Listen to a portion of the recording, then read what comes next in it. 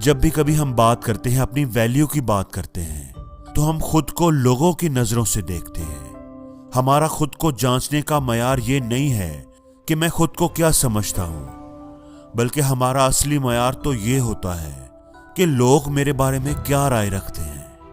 यही वजह है कि अगर हमें कोई बुरा भला कह देता है, नकम्मा, बेकार, नाकारा कह देता है, तो हम लोगों की बातों की वजह से अपनी नजरों में अपनी वैल्यू को गिरा लेते हैं।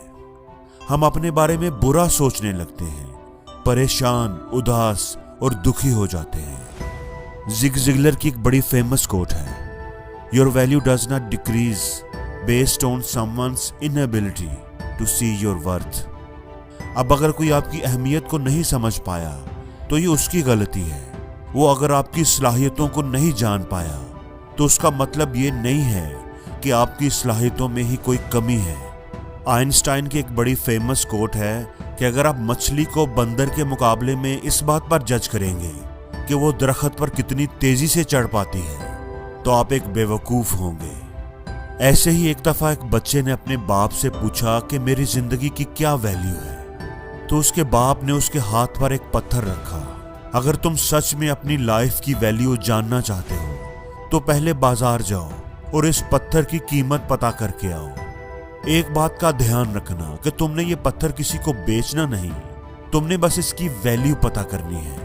और अगर कोई तुमसे उसकी कीमत पूछे तो कुछ भी बोले बगैर बस अपनी 2 उंगलियां खड़ी कर देना।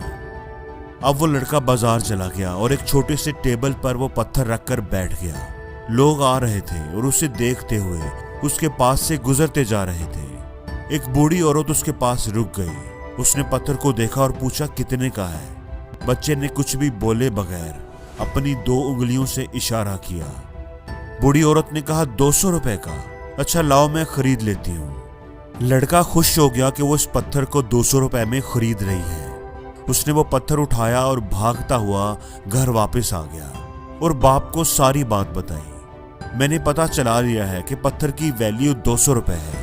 अब आप मुझे मेरी लाइफ की वैल्यू बताएं। बाप ने कहा अभी जरा रुको, तुम्हें खुद ही पता चल जाएगा। अब तुमने इस पत्थर को लेकर म्यूजियम में जाना है और वहां पर भी अगर किसी ने तुमसे इसकी कीमत पूछी तो कुछ भी बोले बगैर अपनी 2 उंगलियों से इशारा करना। लड़के ने ऐसा ही किया। वो उस पत्थर को लेकर म्यूजियम में चला गया और टेबल पर रखकर बैठ गया। थोड़ी देर बाद एक दरमियानी उम्र का आदमी आया और पत्थर को गौर से देखने लगा। उसकी आंखों में पसंदीदगी नजर आ रही थी। उसने पूछा बेटा ये पत्थर कितने में बेचोगे? तो लड़के ने कोई जवाब दिए बगैर 2 उंगलियां उठाकर इशारा किया। उस आदमी ने कहा 2000 रुपए। ठीक है, मैं इसे खरीद लेता हूं। लड़के की तो हैरत की इंतहा न रही। बूढ़ी औरत 200 रुपए बता रही थी और ये 2000 कह रहा है। उसने पत्थर उठाया और भागता हुआ घर वापस आ गया। घर आकर उसने बाप को सारी बात सुनाई। बाप उसकी बात सुनकर मुस्कुराया। तुम तो कह रहे थे कि मैंने पत्थर की वैल्यू पता कर ली है। अब तुम इस पत्थर को नवादरात की ज्वेलरी की मार्केट में ले जाओ। वहां पर भी तुमने इसे बेचना नहीं। हाँ, अगर कोई तुमसे इसकी कीमत पूछे तो तुमने कोई बात नहीं करनी, बस अपनी 2 उंगलियां खड़ी कर देना। लड़के ने कहा कि ठीक है।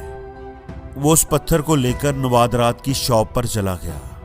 काउंटर पर एक बूढ़ा आदमी बैठा हुआ था। जैसे ही लड़के ने पत्थर को जेब से निकालकर उसे दिखाया, वो बूढ़ा आदमी उछलकर खड़ा हो गया और तेजी से काउंटर से बाहर आ गया। हैरत और जोश से उसकी आवाज कांप रही थी। कहां से मिला तुम्हें ये पत्थर? इस पत्थर की तलाश में तो मैंने अपनी सारी जिंदगी गुजार दी है। अगर तुम इसे बेचने के लिए आए हो तो मुझे बताओ इसकी क्या कीमत है। मैं इसकी कोई भी कीमत देने को तैयार हूं। लड़का दिल ही दिल में बहुत हैरान हो रहा था। उसने कुछ भी बोले बगैर अपनी 2 उंगलियां उठा दी। बूढ़े आदमी ने कहा कितने? 2 लाख रुपए। ठीक है, मैं इसके लिए तुम्हें 2 लाख देने को तैयार हूं। प्लीज ये मुझे बेच दो। लड़के की तो हैरत की इंतहा न रही। उसे अपने कानों पर यकीन नहीं आ रहा था। उस मामूली से पत्थर की कीमत 2 लाख रुपए है। वो भागता हुआ घर वापस आया और अपने बाप को सारी बात सुनाई। बाप ने कहा, बेटा तुमने देख ही लिया है कि लोग चीजों को अपनी वैल्यू के हिसाब से ही वैल्यू देते हैं और किसी के कम वैल्यू देने से चीज की वैल्यू कम नहीं हो जाती। इसलिए कोशिश करो कि अपनी जिंदगी उन लोगों के साथ गुजारो जो तुम्हें, तुम्हारी अहमियत को, तुम्हारी वैल्यू को अच्छे से समझें। ये फैसला तुमने ही करना है कि तुमने 200 रुपए वाला पत्थर बनना है या 2 लाख रुपए वाला। इसलिए हमेशा अपनी जिंदगी गुजारने के लिए उन लोगों के साथ का इंतखाब करें जो आपकी कदर पहचानते हो, जो आपकी इज्जत करें, आपको अहमियत दें। जिंदगी में कुछ लोग ऐसे होते हैं जो आपसे प्यार करते हैं, जिनके लिए आप ही सब कुछ होते हैं, और कुछ लोग ऐसे भी होते हैं जो आपको सिर्फ इस्तेमाल करते हैं। उनकी नजर में आपकी कोई अहमियत नहीं होती। तो मेरे बेटे, ये फैसला तुमने ही करना है कि तुम्हारी नजर में तुम्हारी लाइफ की क्या वैल्यू है। अगर आप खुद को ऐसे लोगों के दरमियान रखेंगे जो आपको नकम्मा और बेकार समझते हैं, तो आपको खुद की जिंदगी कमतर नजर आने लगेगी। आप परेशान, उदास और डिप्रेस हो जाएंगे। आप समझेंगे कि मैं तो किसी काम का नहीं, मेरी तो कोई वैल्यू ही नहीं।